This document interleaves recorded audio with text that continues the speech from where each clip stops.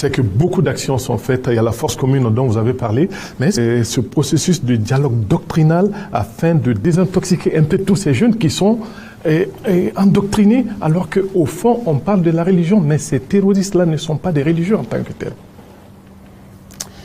Oui, il faut un travail.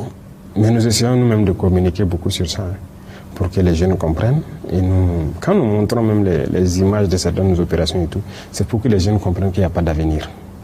Mais vous savez, le travail d'endoctrinement de l'Afrique a été profond. A été très profond.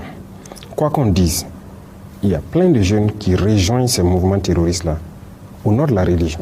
Ça, c'est une réalité indéniable. Si on passe à côté, on ne se dit pas cette vérité, on aurait échoué. Donc il faut qu'on mette même les leaders religieux aussi sur le travail. Ici, nous avons mis les gens sur un projet de discours alternatif. Et on va le corriger, on va imposer un discours. C'est ça qui doit être prêché partout. Parce que l'extrémisme est dangereux. Et c'est l'extrémisme qui amène les gens à rentrer dans ce genre de mouvement. Ils sont nombreux là-bas qui y croient. Je vous ai dit une fois, moi j'ai fait le terrain, aujourd'hui les jeunes soldats sont sur le terrain. La réalité c'est quoi? Vous ne pouvez pas détruire une base terroriste sans trouver des livres coraniques. Pourquoi? C'est stratifié là-bas. Ceux-là qui sont là, qui combattent sur le terrain, ils sont nombreux qui combattent parce qu'ils croient que c'est la religion. C'est ce qu'on les dit. Et leurs chefs les endoctrinent pour ça. Les imams viennent un peu de partout, les faire des prêches dans la brousse là, pour les endoctriner dans le sens de la religion et faire comprendre que les autres sont des mécréants, il faut les tuer. Et c'est ça. Ils ont ces livres-là dans la brousse, ils lisent. Les autres sont des mécréants, il faut les tuer. Mais leurs chefs savent bien ce qu'ils font.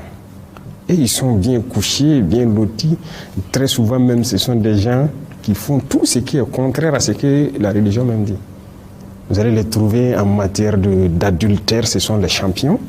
En matière d'alcool, de drogue, ce sont les champions.